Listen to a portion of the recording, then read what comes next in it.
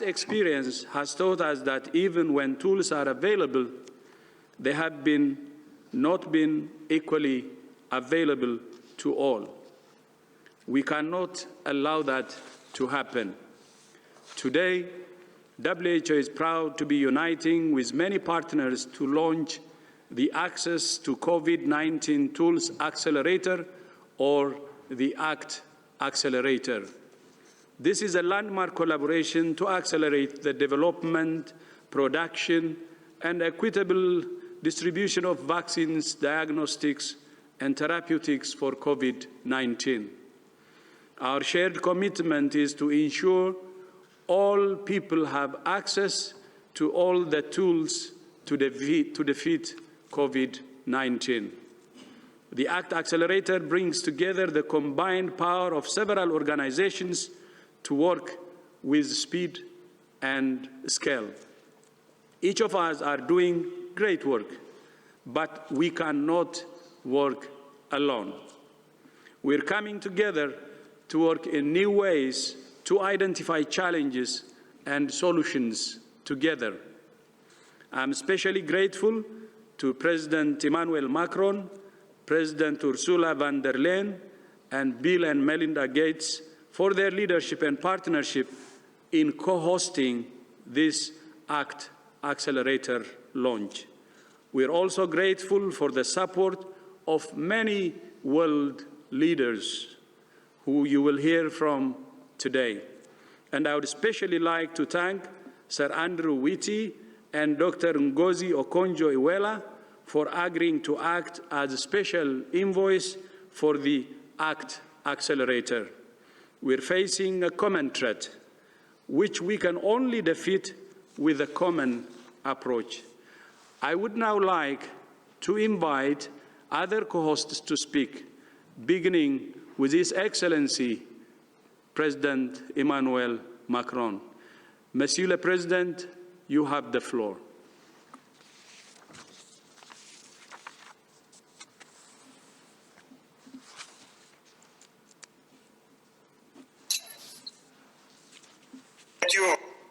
Thank you, Pedro, my friend. Merci beaucoup, cher ami, Monsieur le Secrétaire général des Nations Unies, Mesdames, Messieurs, les chefs d'État et de gouvernement, Monsieur le Directeur général de l'OMS, Mesdames, Messieurs. Je suis très heureux de vous retrouver, même virtuellement par cette visioconférence, pour pouvoir en effet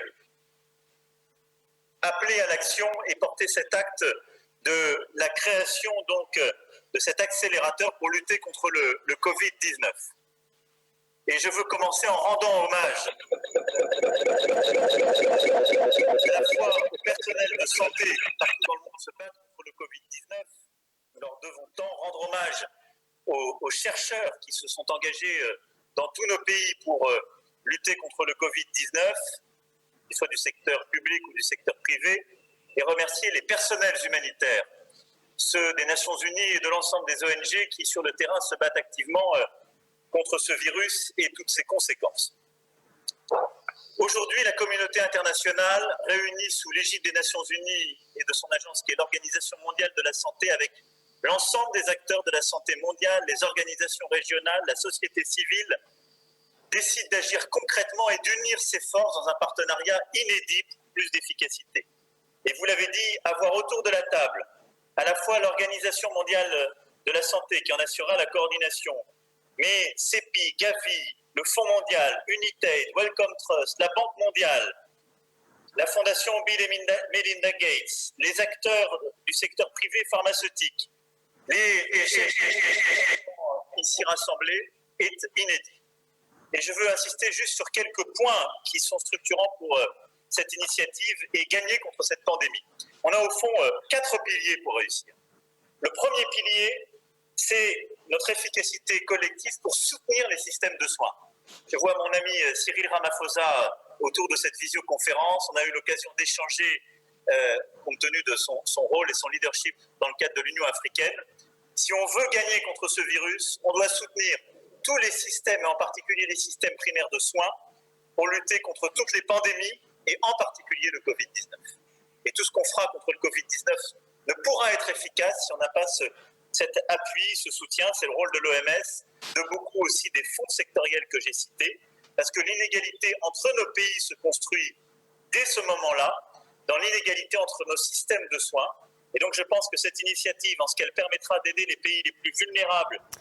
All right, so we come out of that media briefing by the World Health Organization where they're giving an update on how the numbers when it comes to the COVID-19 coronavirus are looking globally. And of course, you had French President, that's Emmanuel Macron, giving the latest, of course. So when you look at the state of coronavirus in France, they have about 158,183 confirmed cases of coronavirus, and 21,856 deaths have been reported in that country, with about 42,088 of those who have recovered from corona. So yeah, that's of course the latest coming out of that WHO media briefing. We are taking a quick break here on SA Today. There's still so much more to come. Do stay with us.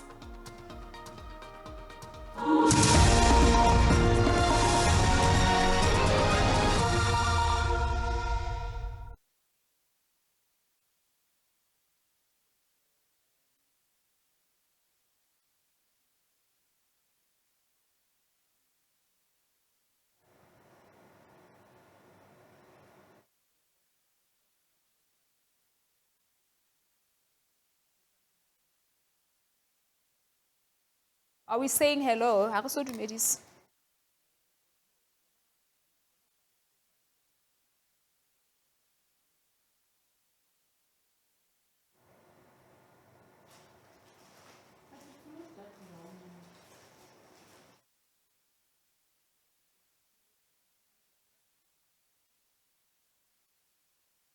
Yes, very expensive. Never bandi about your phone yak. Abate. Ban to sit a karaka even a better one. Nonsenses.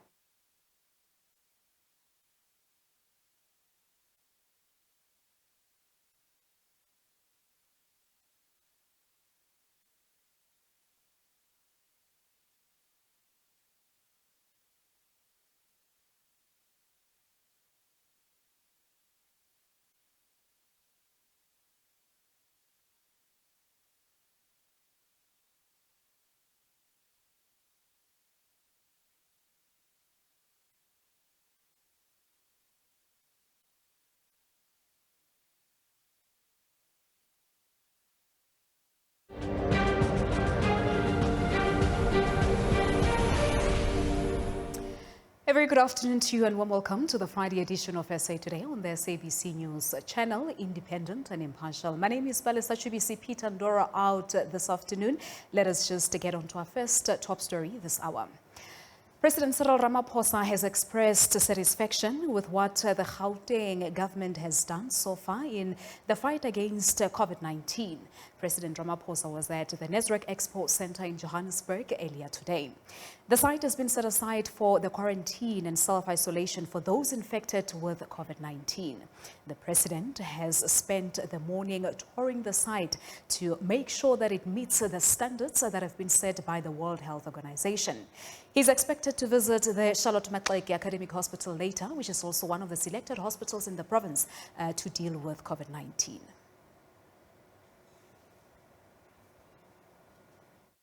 I particularly like the fact that you have taken the whole issue of preparedness seriously, that you are preparing the province and the work that you continue to do. You're preparing the province for almost the worst case scenario. The tracing, I'm particularly impressed with the tracing, and I know that you're using technology, really good technology to heighten the tracing process. I heard it being explained to me, and now I know that it is a reality, that you're tracing. But it is the screening that I find most impressive. that here in Gauteng we've been able to screen almost 1 million people is possibly the most impressive. We have said that it is through screening and tracing and testing that we will be able to defeat this invincible enemy, coronavirus. And I'm glad to see that here it is being done in real effect. But I also like the way that you have identified the pillars that are underpinning your strategy to deal with the coronavirus. It is most impressive. The care that you are showing in relation to food security, and I'm glad that you have also embraced the issue of the vouchers, because it is through the vouchers that we are able to reduce the sense of indignity that our people are subjected to, particularly when they have to queue for food. But the food banks are the answer. They are universal in many countries. Many countries use food banks. They are dignified, they are organized, they are well structured, and I am particularly attracted to the food banks issue. Meanwhile, President Ramaphosa has today observed the packaging of food parcels at the Johannesburg Central Food Bank in Boysens. The parcels will be distributed to communities in need of food amid the coronavirus lockdown. The president has also announced a gradual easing of the national lockdown in 5 stages, which will start on the 1st of May. Gauteng acting MEC for Social Development, Banyazali Sufi, has urged the private sector and those wanting to make food donations to contact the provincial government. The food relief will assist close to 2,000 families during the lockdown. And there was some light relief from the president on his last stop of the day. For those who were laughing at me yesterday, so those who were laughing at me, now let me tell you something. I'm going to open a TV channel where I'm going to teach people how to put on a mask.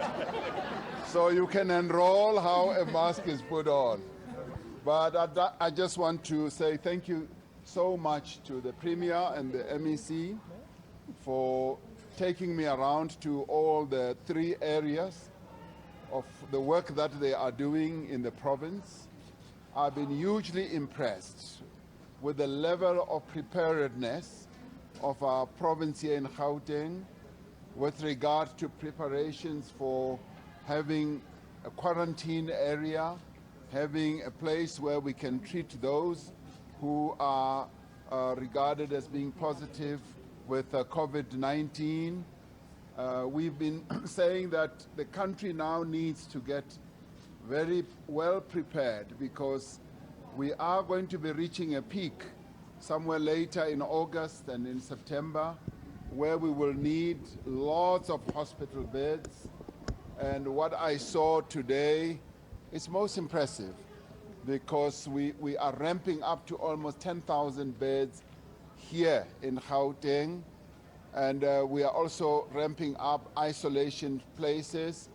And I was impressed with the level of care that the MEC and his staff are putting into making sure that those places are well set up, they are medically efficient, and that the equipment for treating people will all be there.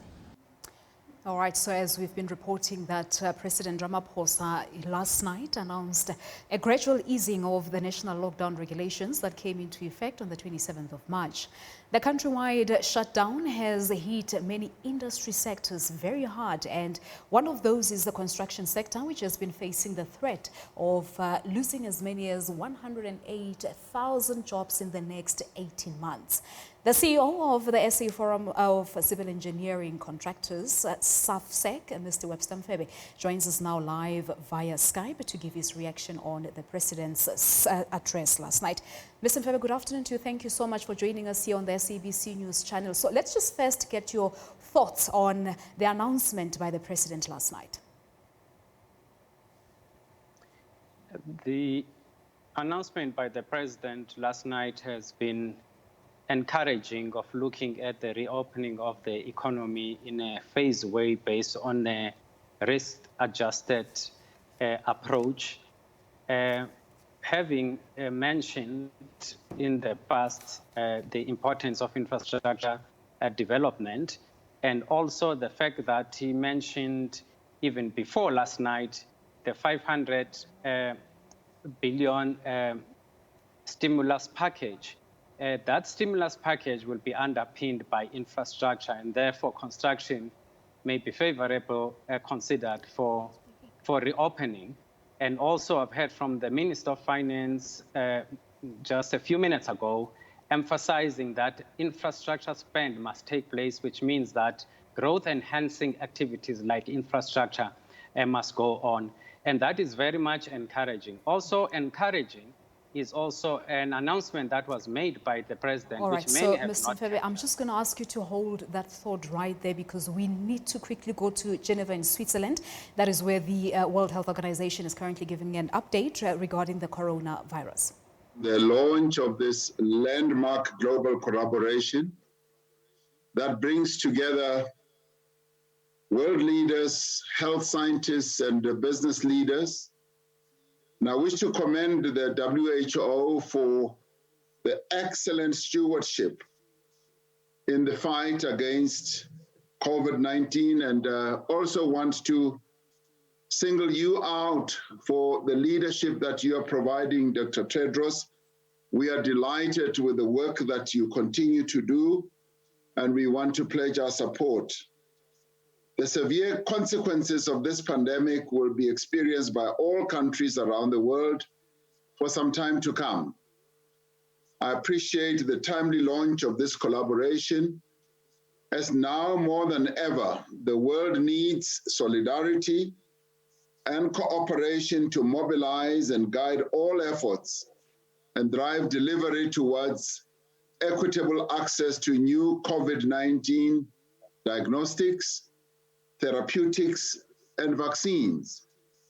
The WHO has been instrumental in supporting African governments with early detection of the pandemic, the training of health workers on the continent, and also in strengthening surveillance in communities, including working with a network of experts to address the containment and prevention of the pandemic. Many of us will know that Africa is extremely vulnerable to the ravages of this virus and is in need of every possible support and assistance. As Africa, we are pleased to be part of the global effort that we are all involved in to tackle this pandemic. For its part, the African Union is handling the epidemic through its Africa Center for Disease Control and Prevention, which is guiding the continent, working together with the WHO. We have also initiated a COVID-19 response fund to direct resources to bolster the continent's response. So for us, it is really a joy to be part of this effort to raise resources in order for all of us to get engaged in fighting against this pandemic. And to date, a number of countries on the continent have contributed money towards this effort. All our efforts complement each other. We see this launch as an important milestone to galvanize global support and to help accelerate the work that the WHO is doing. I want to conclude by saying Africa stands ready to provide the necessary support to the work that is being done and to this effort, and to the WHO and to its leadership in Dr. Tedros. So I take the opportunity now to call upon the international community for the sake of all humanity to continue to support in fighting against this invincible enemy. So we're really delighted to be part of this collaboration, and thank you very much for making us part of this. Thank you, Tedros. Thank you very much for your efforts to complement each other. We see this launch as an important milestone to galvanize global support and to help accelerate the work that the WHO is doing. I want to conclude by saying Africa stands ready to provide the necessary support to the work that is being done and to this effort, and to the WHO and to its leadership in Dr. Tedros. So I take the opportunity now to call upon the international community for the sake of all humanity to continue to support in fighting against this invincible enemy. So we're really delighted to be part of this collaboration, and thank you very much for making us part of this. Thank you, Tedros. Thank you very much, President Macron. Thank you very much to the Secretary General of the UN as well. Thank you, Excellency. Thank you, my brother. And now I would like to invite Her Excellency, Mrs. Angela Merkel, Chancellor of the Federal Republic of Germany. Your Excellency, you have the floor.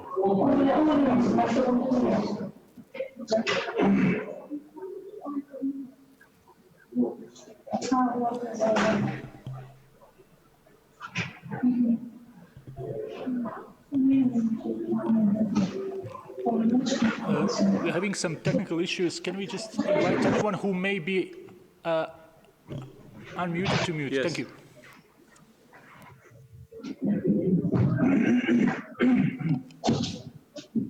Your Excellency, you have the floor. Can you hear me now? Yes, we can hear you. Okay, also guten Tag und Kräften zu unterstützen. Und ich bin auch der Europäischen Union sehr dankbar, dass sie hier die Dinge auch mit in die Hand genommen hat. Zentral, und wir wissen alle, dass wir mit der Pandemie leben müssen, bis wir einen Impfstoff gefunden haben. Zentral ist also die Entwicklung eines solchen Impfstoffs, natürlich auch von Therapeutika und natürlich auch von Diagnosemethoden. Und ich stimme dem UN-Generalsekretär zu, es handelt sich hier um ein globales öffentliches Gut, diesen Impfstoff zu produzieren und dann ihn auch in alle Teile der Welt zu verteilen. Das wird eine große Kraftanstrengung sein, wenn wir einmal einen solchen Impfstoff haben. Working together, working side by side, and of course are keeping in mind SDG number 3. And I'm very pleased to see all these different initiatives that have been taken up. We will only be able to succeed if we unite our forces and if we work together in close cooperation. In Germany, we are ready to support as vigorously as possible all political initiatives as well as initiatives in other areas. What is essential, and of course we are all aware of this, is that we have to live with this pandemic, but we also have to deploy all our efforts to be able to develop a vaccine, as well as improve diagnostic tools and treatments. I have listened attentively to the Secretary General of the UN. This is a public health good for all of humanity. We must therefore be able to manufacture this vaccine and distribute it, roll it out to all regions around the world.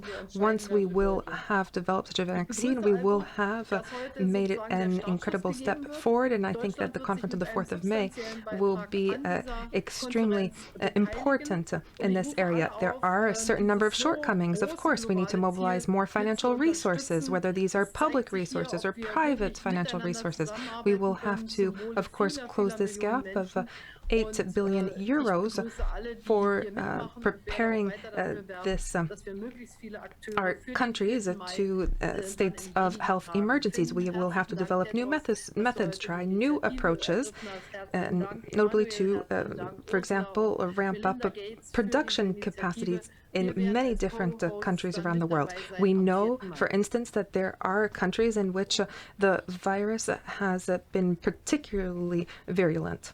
We know that also the President of the African Union already mentioned this, and we have committed ourselves in favor of Africa, to help Africa, but also to help other countries around the world that are just as important.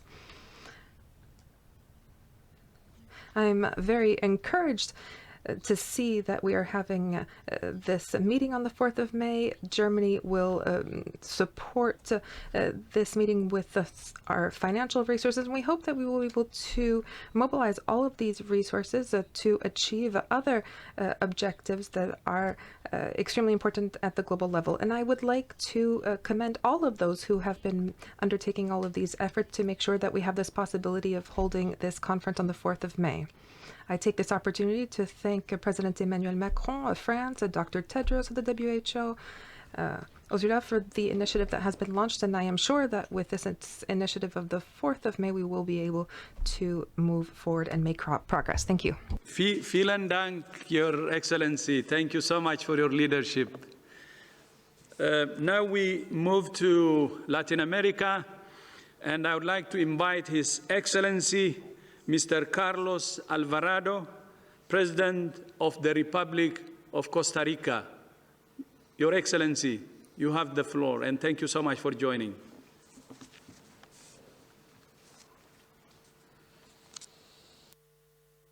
Thank you very much, Dr. Tedros. Good afternoon y buenos días acá desde... And a very good morning here in Costa Rica. Representing Costa Rica, for me, is an honor, and it's an honor to be witness to this initiative, and I'm delighted to support it very firmly, so that everybody around the world can have access to development and production of these tools, which is so vital for combating COVID-19. COVID-19 doesn't care if a country is large or small. It makes no distinction between rich, middle income and poor countries. Therefore, we need a global reaction. We mustn't make distinctions in the way in which we deal with this. We must show solidarity with each other. And we need to deal with this pandemic in a very humane way in this very decisive moment in our history. We fully support multilateralism in Costa Rica, and we need multilateralism more than ever. So it's an honor for me to participate in this conference, and hopefully in the future, vaccines, treatments, and diagnostic kits will be available for everybody all over the world. On the 23rd of March, we sent a communiqué to Dr. Tedros, launching a common initiative to build a pool, a patent pool, in order to make available this vital technology for supporting efforts to combat COVID-19 and making it available to everybody. We have moved forward with that project, and prior to the World Health Assembly, we'd like to share this with the world. So it's an honor to firmly support this ACT accelerator today. We need to bear in mind that this is an example. The people around the world are looking to our leaders for action. Now we are taking decisive steps, and this must be an example for other sectors, such as finance, in countries all over the world, because this situation is putting a lot of stress on public finances all over the world. So thank you very much to the co-hosts who have launched this initiative, and I'd just like to say how Costa Rica supports you fully, and we sincerely hope that we can deal with this pandemic together with solidarity. Thank you very much, Dr. Tedros. Muchas gracias, hermano. Thank you very much, brother. For your leadership, and thank you so much also for taking the initiative to send me the letter. And this is part of what we're doing now, and we're really proud of your initiative. And now we move into Italy, and I would like to invite His Excellency, Mr. Giuseppe Conte, President of the Council of Ministers of the Republic of Italy. Thank you. Grazie mille for joining, Your Excellency. The floor is yours.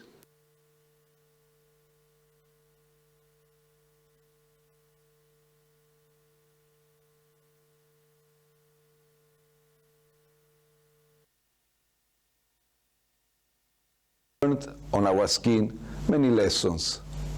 First of all, that the virus has no borders. This is why we have immediately promoted international cooperation. Foreign Minister Di Maio has actively campaigned for an international vaccination alliance in an international fora, and we are grateful to the World Health Organization and other partners for having taken forward our appeal. We are proud to be part of this global alliance. I would like to dedicate its launch to those who lost their lives in the fight against COVID-19 and to those who are still struggling. A special thought goes to our true heroes, doctors, nurses, and health workers. Their sacrifice will not go in vain. While we are all still coping with the dramatic impact of the pandemic, there is one thing that we understand well. Finding and distributing the vaccine is the only way to win this battle. Let me commend the many researchers and institutions that are working to make this happen, showing that scientific progress is a shared wealth. As a leader, though, it's our responsibility to support their work by promoting good governance, transparency, mutual accountability in order to ensure universal, equitable, and accelerated access to the vaccine and treatments. I'm confident that our alliance will grow in the spirit of effective multilateralism, putting together our best brains and resources in the interest of the entire mankind. The Italian government is sparing no efforts to protect its people and gradually restart its social and economic engine. Also, you can be sure that Italy will keep up to its tradition of global solidarity. We will stand by our partners in this common endeavor, and you can count on Italy. Together, we'll make it. Thank you very much. Together, we will make it. Thank you very much. Grazie mille, Your Excellency. Now, I would like to invite His Excellency, Mr. Moussa Faki Mohammed, Chairperson of the African Union Commission. Your Excellency and my brother Moussa, please, you have the floor.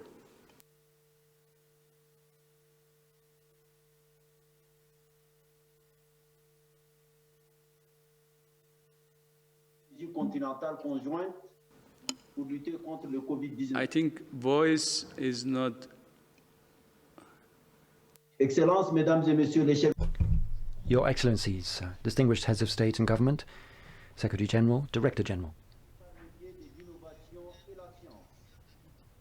1.3 billion inhabitants are in a situation where health services are not always up to scratch, and Africa is doing everything it can to try to combat COVID-19, but we very much depend on cooperation, coordination, and collaboration. We are convinced that only through innovation and science will we win this battle against COVID-19. Innovation for the development of diagnostics, for the development of vaccines, and indeed treatments. The African continent is fully committed to work with all partners, states, private sector, agencies, international, sub-regional organizations, research organizations, and civil society and NGOs. Innovation based on science will help us to combat and overcome COVID-19. Africa will participate and collaborate through its structures, and it will do everything it can to guarantee timely access and fair, equitable access to diagnostics and later vaccines and treatments. We need to overcome constraints of time and space, as President Macron said, and that's absolutely vital. Africa encourages everybody to do all they can to live up to this tremendous responsibility that we have, because the survival of the human race depends on this. The stakes are extremely high, and that's why we need to make such an effort. Thank you. Thank you. Thank you so much, Your Excellency. Thank you, my brother. Thank you for your leadership and for the continent-wide strategy that you're leading. Now we move into Saudi Arabia, and I would like to invite His Excellency, Mr. Mohammed bin Abdullah Al Jaddan, the Kingdom of Saudi Arabia, G20 Presidency. Your Excellency, you have the floor.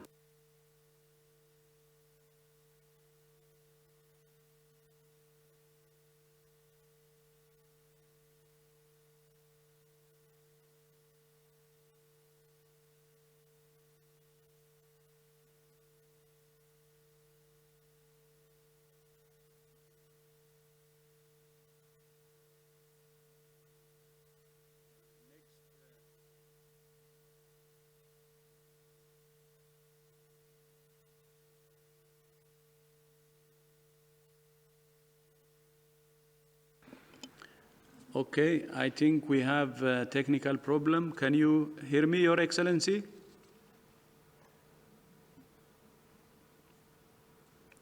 Okay, we then move into the next program.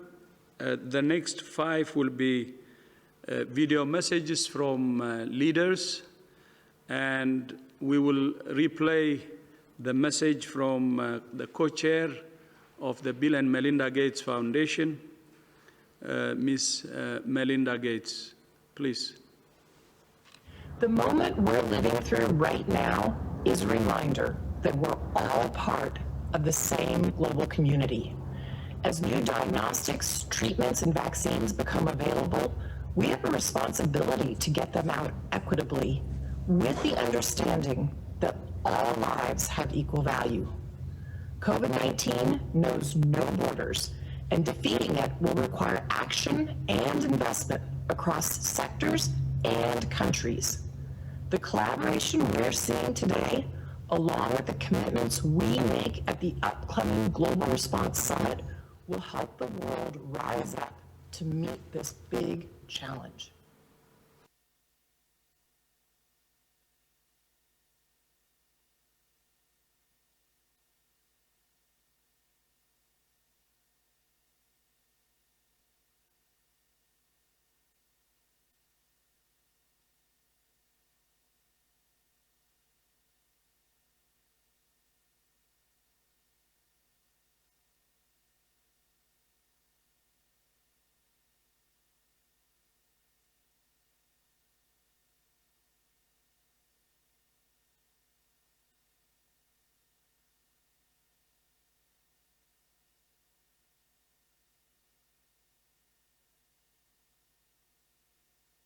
Philanthropies.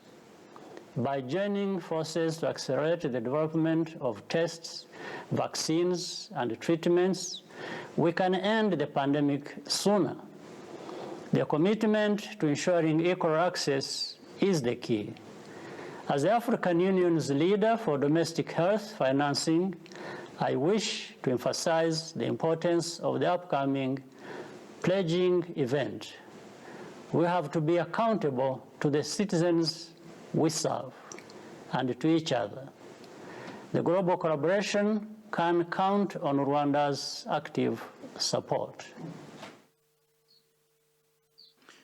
Thank you. Then now His Excellency Mr. Muhyiddin Mohamed Yassin, Prime Minister of Malaysia and Chairperson of the Asia-Pacific Economic Cooperation, APEC.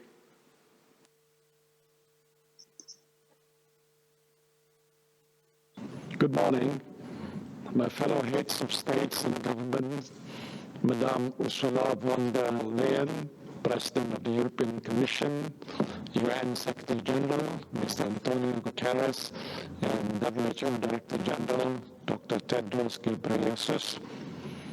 I am honored to join this important global call.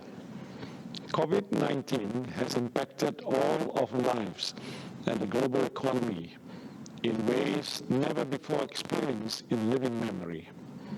The only way we can destroy this common invisible enemy of ours is through solidarity and cooperation. The world needs to come together to coordinate our efforts and expedite the development of effective tools to stop the spread of this disease. The role of the United Nations remains one of our strongest modalities to curb this pandemic in a manner that can ensure that the arsenals in this war that we are fighting can reach everyone, everywhere, in the shortest time possible. Never before has the clarion call to leave no one behind been more important than it is now. Malaysia, therefore, fully supports this landmark global collaboration to accelerate development and production of tools and vaccines and to assure equitable global access to new COVID-19 essential health technologies. Malaysia is fully committed to being part of this time-bound effort and to take on the manufacturing of some of these tools and vaccines as they become available. And I urge leaders across the globe, donors, the private sector, and the scientific community to support this important effort to win this war against COVID-19. Thank you. Thank you. Now we go back to Riyadh. I think we're reconnected. Assalamu alaikum wa rahmatullahi wa barakatuh, Your Excellency, Mr. Mohammed bin Abdullah Al-Jadan, Kingdom of Saudi Arabia, the G20 President. Your Excellency, you have the floor. Thank you very much, and good afternoon and morning or evening, Your Excellencies. Let me begin by thanking the global health actors, Bill Melinda Gates Foundation, CB, Gavi, the Global Fund, UnitedAid, Wellcome Trust, the World Bank, and the WHO for launching this initiative. And I also wanted to thank the WHO for taking the effort in hosting this important event. I would like also to thank every head of state, every other participant who's with us today and making the time to support this initiative. We are still faced with an extraordinary uncertainty about the depth and duration of this health crisis. And the world counts on us to come together and cooperate to face this global challenge. The Saudi G20 presidency took the lead and worked with its partners and relevant organizations to respond to the COVID-19 pandemic. The G20 will continue reinforcing the global cooperation on all fronts, and most importantly, in closing the immediate financing gap for the health sector. Today, the Saudi G20 presidency launched a page on its Saudi G20 website, the G20.org, to track contributions towards meeting the health financing gap of $8 billion, as outlined by the Global Preparedness Monitoring Board. As of today, about $2 billion have been pledged, which leaves about $6 billion of remaining gap. Saudi Arabia has already pledged 500 million to the relevant international organizations and the global health to support the global efforts. This contribution will support emergency and preparedness response, developing and deploying diagnostics, therapeutics, and vaccines, and contributing to ensuring sufficient supplies of protective equipment for health workers. It is critical to continue investing to accelerate development, production, and equitable global access to new COVID-19 essential health technologies. Therefore, we welcome and strongly support this initiative. But this is not enough. We might face a similar situation in the future, facing a virus that is deadly, disrupting the lives of people, and pushing nations to shut their borders and impose lockdowns. In order for us to deal with future pandemics effectively, we have to invest in strengthening our preparedness and response systems. That is why the G20 is working with the relevant international organizations to assess the gaps with a view to establishing a global initiative on pandemic preparedness and response, so that when we are, or our kids for that matter, face a similar situation in the future, we are better prepared to respond to it, saving people's lives, safeguarding their well-being, and it would be the smartest investment for us all to make today. Thank you very much. Shukran jazilan, Your Excellency, and Ramadan Kareem. Thank you for your leadership. Thank you. And now we move into having our messages from our leaders, and the next will be Her Excellency Ms. Erna Solberg, Prime Minister of Norway. People and governments across the world are now asking the same urgent questions. How can we test enough people for COVID-19 infection? How can we give better and more effective treatment to those who are ill? And how can we secure fair distribution of vaccines when available? With the launch of this global collaboration, we have a unique opportunity to answer these questions. By committing to working together, we can accelerate development and production of diagnostics, treatments, and vaccines against COVID-19.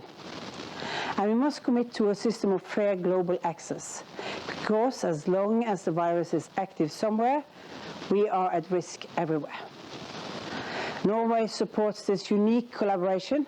I encourage all others to do the same. In the fight against the coronavirus, we must leave no one behind.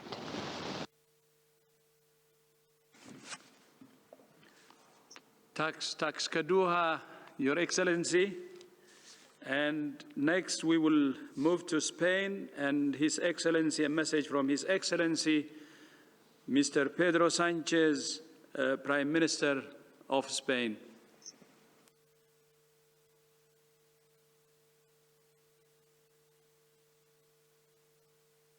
Hello, my name is Pedro Sanchez. I'm the Prime Minister of Spain. We are in the midst of an unprecedented crisis, but we have the chance to act decisively and come out stronger from it. As long as there are people infected anywhere in the world, none of us will be safe. I am committed, my country is committed to doing whatever it takes to avoid anything similar from happening again in my country, Spain, or anywhere else. We firmly believe that solidarity and multilateralism are the only way forward, and we have declared so publicly. Now it's the time to walk the talk, and today I believe we're taking a decisive step in the right direction.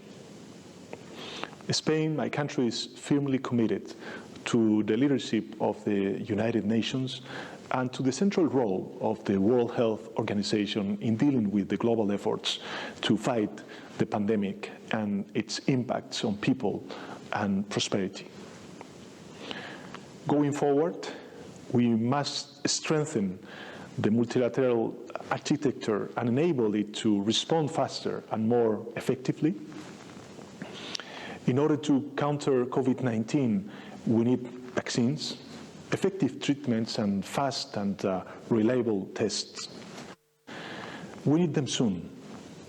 And most importantly, everybody needs them. Everybody needs them. It is imperative to develop the capacity to produce and distribute them at a scale and at affordable prices. They must be accessible to everyone and every country in the world. In the fight against COVID-19, no one should be left behind. We must move away from fragmented individual efforts towards a collaborative approach. The magnitude of investment needed, the risks attached, the fear from regulatory and market change are all real obstacles in the quest for a vaccine. No private company, no government, no country alone can escape them. Partnerships are the only solution. Today, we're calling for action. Together, we can find the tools needed to address the crisis faster and better. Spain, my country, stands with you. My dear friends, you can count on our full support. Thank you very much. Muchas gracias. Muchas gracias, Your Excellency. Now, a message from His Excellency, Mr. Dominic Raab, Secretary of State of Foreign Affairs and Commonwealth Affairs, United Kingdom of Great Britain and Northern Ireland. I would like to use this opportunity to appreciate my friend, Prime Minister Boris Johnson. He has been very, very keen on this initiative from the start and following up even while he was still unwell. And I would like to express my great respect and appreciation for his commitment to this initiative. And I hope he is now proud that it has reached this level and the whole world is behind this initiative. Thank you, Boris. And please, next message. Let me start by thanking the World Health Organization and Dr. Tedros for convening this event. The Prime Minister asked me to convey that today's announcements have his full support. Now, we all know that COVID-19 is the biggest global threat the world has faced in a generation. For our part, the UK is striving to tackle the effects of the virus at home, whilst at the same time galvanising international action to drive the development of and fair access to a vaccine. The UK is one of the biggest donors to the international response. We have already pledged £744 million, and that includes £250 million of UK aid for the Coalition for Epidemic Preparedness Innovations to rapidly develop a coronavirus vaccine. We're supporting the University of Oxford and Imperial College London in their research to develop vaccines, contributing £42.5 million to support their work through clinical testing. And yesterday, the University of Oxford started phase 1 human safety trials. But as coronavirus has shown, in our interconnected world, diseases have no borders. And so it's only through coming together and collective solutions that we'll be able to defeat this virus. That's why the UK is proud to support the WHO's call to action. We welcome global health partners coming together to accelerate progress towards a vaccine. And we look forward to supporting the Global Coronavirus Response Summit on the 4th of May, which will drive forward our collective global effort to tackle coronavirus. It will ensure that desperately needed resources for research and development of new vaccines, therapeutics and diagnostics are made available so that we can overcome this disease. And we also look forward to working with Sir Andrew Whitty and Ngozi Okonjo-Iweala in their role as the new vaccine envoys. The UK will host the Global Vaccine Summit virtually on the 4th of June, where we need to fully fund Gavi and make sure Gavi's expertise and capacity are at the heart of our efforts to ensure equitable access for any vaccine. And just finally, I want to say the UK is proud to be standing side by side with our international partners in the fight against coronavirus. By working together, we can develop an affordable vaccine which is accessible to everyone who needs it as quickly as possible to end this pandemic once and for all. Thank you, Your Excellency. Now we move to our key partners. They have been waiting online, listening to our leaders from all over the world. And I will start with Dr. Seth Berkley, Chief Executive Officer, Gavi, the Vaccine Alliance, who has been working very hard to make this launching a reality. My brother, you have the floor. Seth.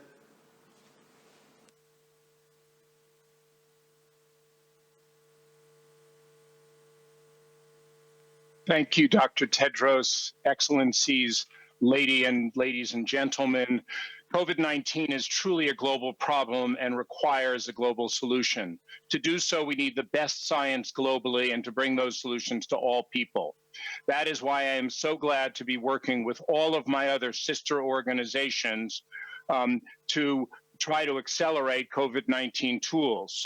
As you know, Gavi, the Vaccine Alliance, currently helps vaccinate nearly half the world's children as part of its mission to save lives, reduce poverty, and protect the world against the threat of epidemics. We need other tools, but you will have heard it said that without a vaccine, we will never defeat this pandemic. This is likely true.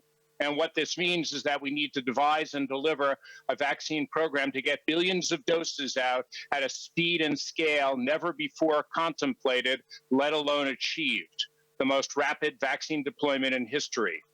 Gavi has a unique role to play in this global collaboration.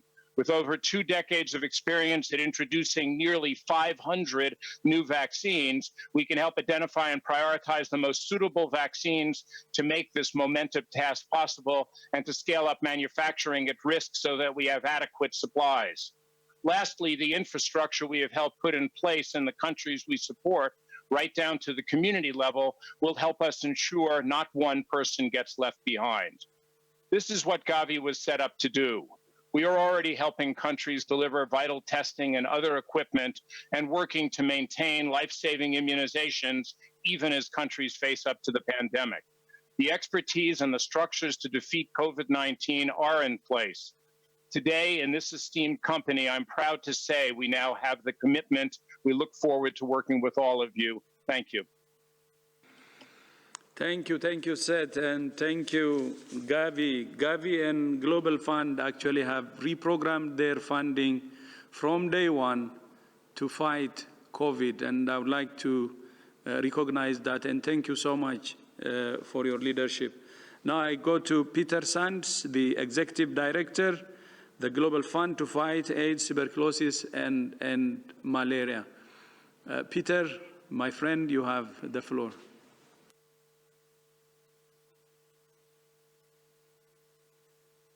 Now I go to Peter Sands, the Executive Director. Right. Thank you, Tedros. The Global Fund is committed to playing our part in this extraordinary and crucial partnership. Given our role, we're focusing primarily on the deployment of life-saving therapeutics and diagnostics, strengthening the vital systems of health to deliver the services, and also acting to mitigate the potentially disastrous knock-on impact on HIV, TB, malaria, diseases that kill 2.7 million people a year and where we risk surrendering the tremendous gains we've made in recent years. In fighting COVID-19, in fact, we should learn the lessons from these earlier pandemics, from the fight we've had against HIV, TB, and malaria. First, we absolutely need new tools, and we need them fast. And we need to pursue vaccines, therapeutics, and diagnostics with equal vigor. A vaccine is the best answer, but it is not the only answer. It's worth reflecting that in the fight against HIV, TB, and malaria, despite huge efforts, we still don't have a vaccine against any of them. But with diagnostics, therapeutics, and prophylactics, we have demonstrated that we can achieve massive reductions in mortality, and many parts of the world have eliminated these diseases as threats to public health. Second, we must recognize that developing new tools is essential, but not enough. We must make sure the people who need them get them. The lessons from AIDS must be learnt.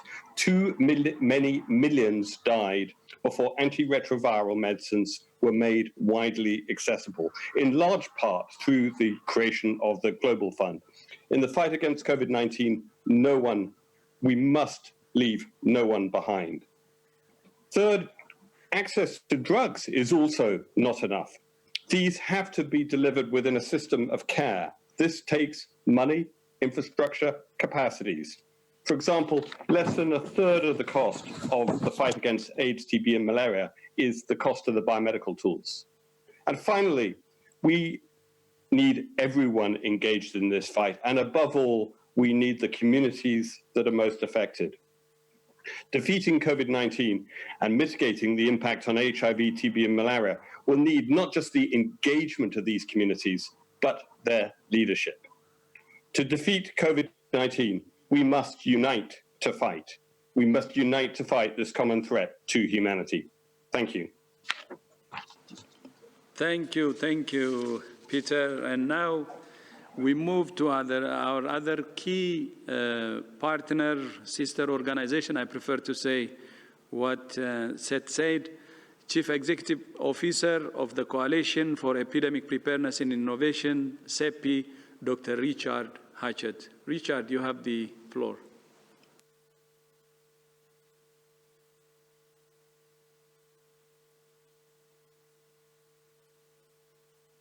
Thank you, Dr. Tedros. It's an honor to be here today to commit CEPI to work as part of the ACT Accelerator. The establishment of the ACT Accelerator is a watershed moment in the world coming together to develop a global exit strategy from the COVID-19 pandemic. The challenge we face in medical, humanitarian, and economic terms is unprecedented. We can meet it only by bringing together the combined strengths of governments, multilateral institutions, the private sector, and civil society. Everyone must have access to the tools and countermeasures, including vaccines, that we will develop through the ACT Accelerator. Science and policy must align in their commitment to equity and justice. We cannot meet the ongoing threat of COVID-19 one country at a time. COVID-19 anywhere is a threat everywhere. Today, there is hope. By bringing together the collective strengths, resources, and expertise of the institutions that will contribute to the ACT Accelerator, we can end this pandemic together. CEPI is proud to be part of this global collaborative effort.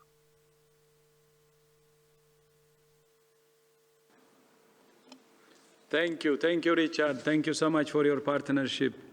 And now we move to UNITAID.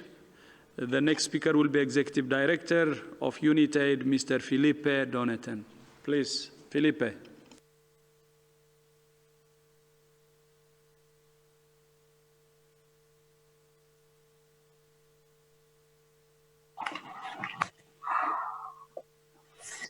Thank you, Dr. Tedros, Your Excellencies, dear colleagues, ladies and gentlemen.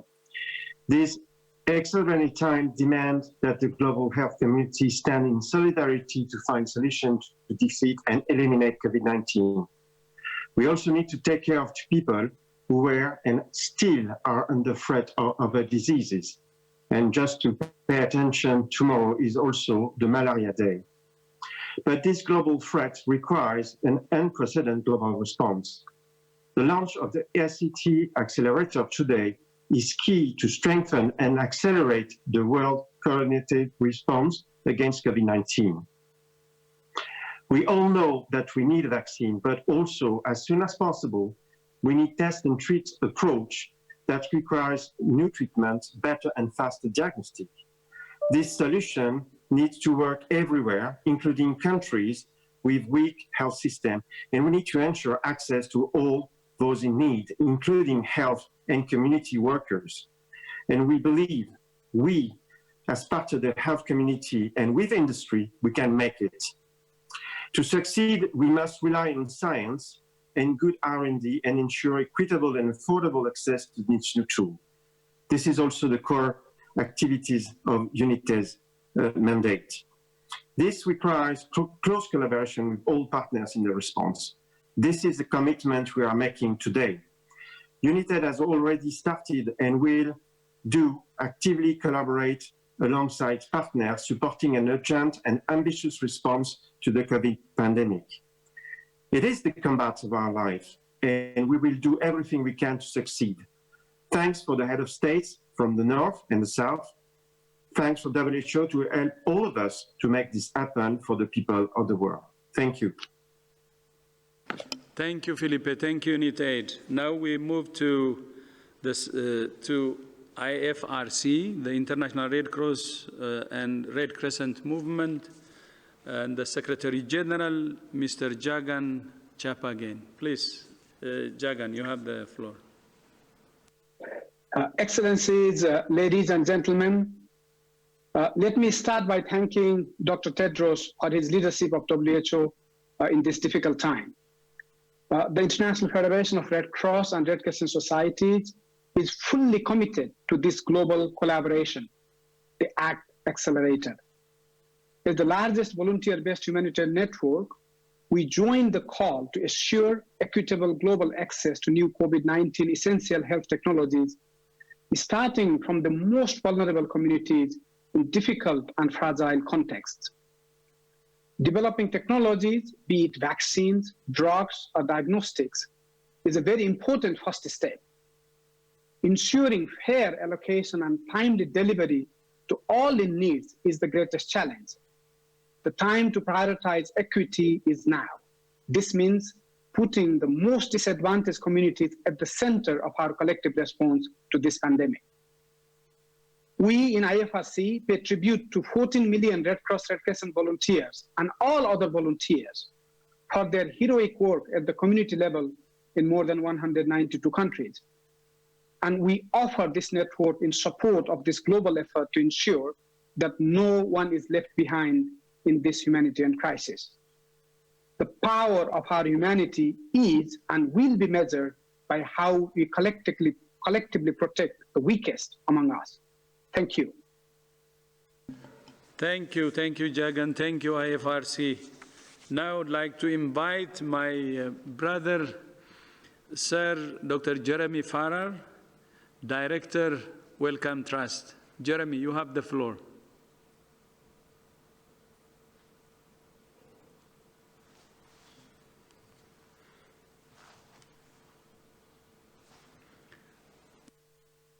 Dr. Tedros, Your Excellencies and colleagues from around the world, thank you very much for bringing us together. Amidst the horror of this pandemic, this partnership does offer us our greatest hope, and also by bringing everybody together, the greatest chance to deliver. The whole world is affected, and the whole world must come together to find an equitable way through this. We must leave no one behind, as we've heard repeatedly today. Physical distancing, testing, isolation, and the best clinical care are absolutely crucial now. But this is now a human endemic infection. It will not disappear. This is not SARS. The only true exit strategy is through science and the manufacturing of that science and the equitable distribution to the world to make sure everybody receives it independent of their ability to pay.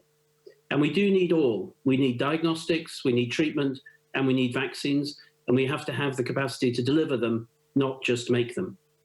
This is what this unprecedented partnership can, and this is what this unprecedented partnership will deliver.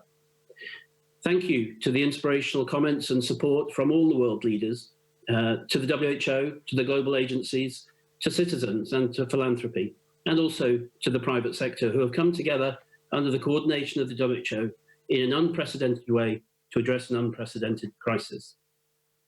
A chance to end this pandemic through multilateralism. And out of this pandemic and out of this crisis, the chance to actually forge a better world which is more equitable and which commits to public health. That is the prize of our time. Yes, for COVID, but actually beyond COVID to the whole of public health. And it's a question of social justice and equity. It's a question of the sort of world that we want to live in. Thank you, Dr. Tedros. Thank you to yourself, the great leadership through this, But also thank you to your great team alongside you who have made this happen, and it has not been always easy. And I pay tribute to all the healthcare workers all over the world who are putting their lives at risk so that all of us can be that little bit safer. The hard work starts now, and nobody should be under any illusion this is going to be incredibly hard work. But together we can, together we will, and together we must. Dr. Tedros, thank you very much for your leadership. Thank you, Jeremy. I fully agree. Together. And I also would like to borrow your word, a better world out of this difficult situation. Thank you so much for reminding us that. You have heard from our political leaders, our agency leaders, and now the next group will be the business leaders. We don't believe that this initiative will succeed without the private sector. So I have colleagues who will be speaking representing the private sector. The private sector is central to the success of this initiative. And I would like to invite Mr. Thomas Coney, Ambassador Thomas Coney, Director General, International Federation of Pharmaceutical Manufacturers, IFPMA. You have the floor, Thomas.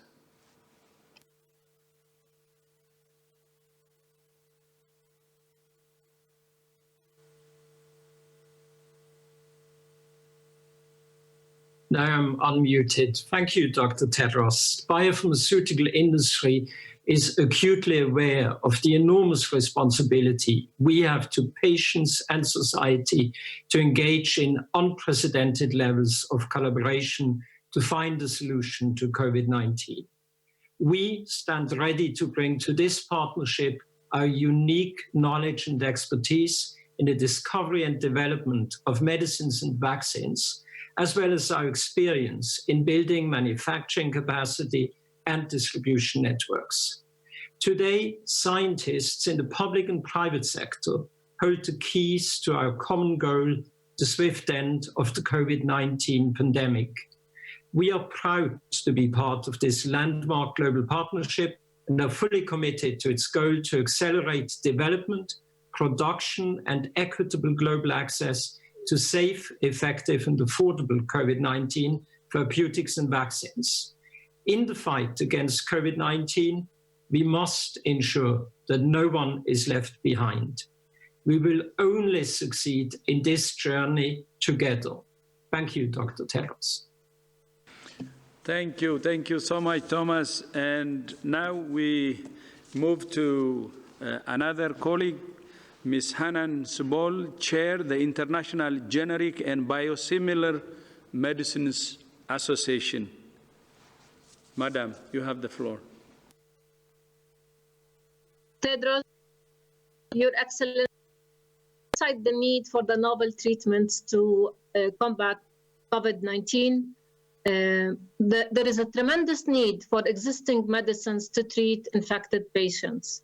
The global generic and biosimilar medicines industry, IGBA, is living up to its vision to improve access to those cost-effective, quality medicines worldwide. We call on the global community and political leaders to support this landmark collaboration to ensure that every single patient around the globe is treated. Thank you. Thank you so much indeed. And now the next speaker will be the President of the Developing Countries Vaccine Manufacturers Network, Mr. Sai Prasad.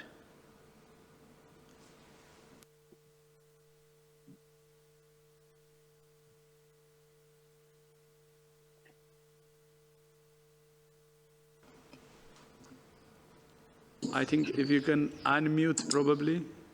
Thank you. Yeah, thank you, Dr. Tedros.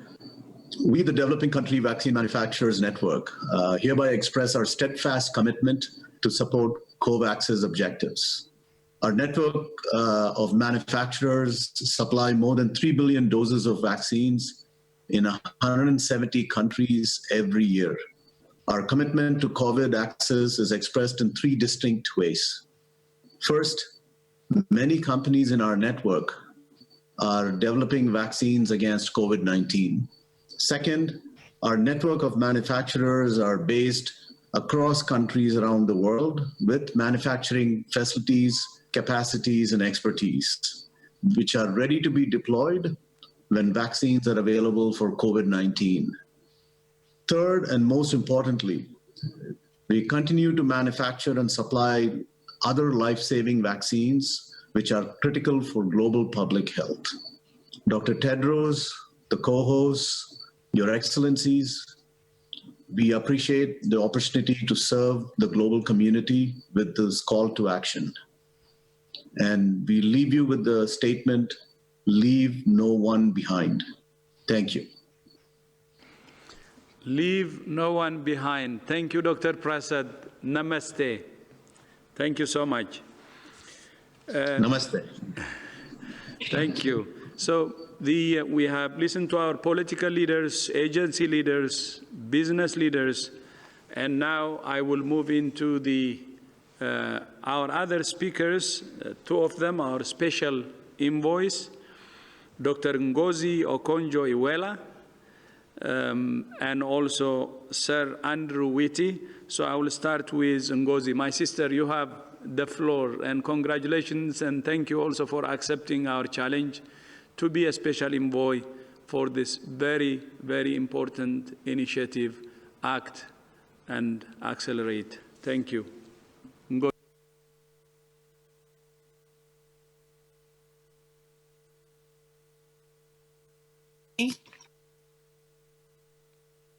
Can you hear me? Yes, we can hear you, please. Okay, thank you so much, Dr. Tedros. Thank you for your leadership under these difficult times. Thank you, Your Excellencies, for coming together on this global endeavor. I won't say much except to say it's an honor to accept this task, to serve the global common good, and to act as a bridge to the developing world, especially to my continent, Africa. Equity, access, and affordability are the key tenets of our efforts and should remain the key tenets. We must all come together and work to achieve all this. Thank you so much. Thank you, Ngozi. Thank you so much indeed. And Ngozi is also selected as special envoy by His Excellency President Cyril Ramaphosa to lead the COVID response event in Africa, and she will act as a bridge between Africa and this initiative, and that will be a very, very important role. So having said that, now I'll move to Sir Andrew Whitty, former CEO of GSK, and now our special envoy. You have the floor, and thank you so much for accepting to really lead this effort. Thank you.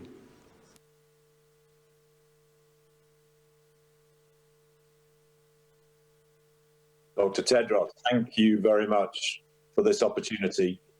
I'm humbled to have been asked to undertake this role to support this unprecedented coalition. And all I want to say simply today is I'm absolutely committed to working with all of the partners to build on all of the work that's been done already, to avoid duplicating work, to help catalyze the fantastic efforts that have already been undertaken, with a mission to achieve great equitable access to the various tools that we know we need to deal with this pandemic. Please count on me for open-minded, energetic support and engagement, and I simply ask in return for your support and collaboration in helping us to work forward to bring this to an end as quickly as possible. Thank you. Thank you so much, Sir Andrew Whitty. So we're coming to the end of our launch.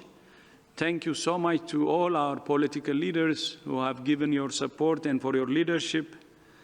And thank you also to our agency leaders, to our business leaders, and also to our envoys.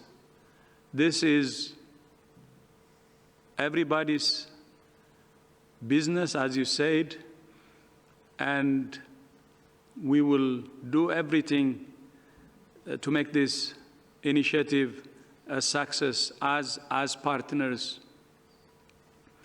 And I would also like to end this launch by reminding you that May 4th will be the pledging event that will be hosted by European Commission, and you have already heard from President Ursula von der Leyen and other participants of this launch, and we hope to see you all then on May 14 to make the pledging event a success.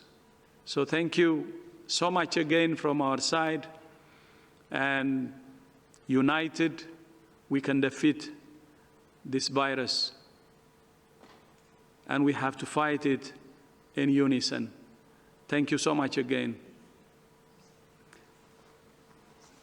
May 4. Again, sorry, I think I said May 14. The pledging event is May 4. And let's join the European Commission and President Ursula von der Leyen to make this pledging event a success. May 4 is the date. Thank you. Thank you very much, Dr. Tedros, and thanks to all our guests. We will have a transcript available from this event in hopefully next couple of hours, because there were little audio issues with some of the speakers, so hopefully that will be helpful. We will be also sending you documents regarding this event, as well as other news from WHO regions and country offices. Next press conference on COVID-19 will be on Monday. Have a great weekend, everyone. Thank you.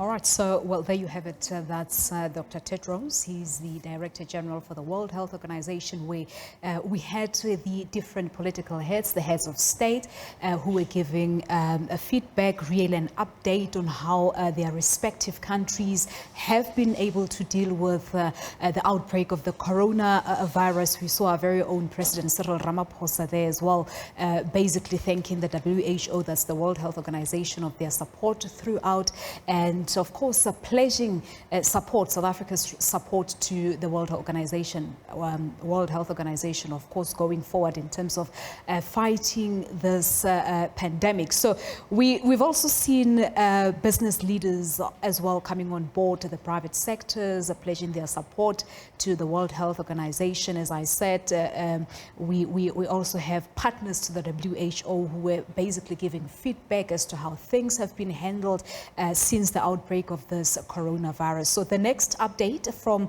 the World Health Organization, as they said, will be next week, Monday.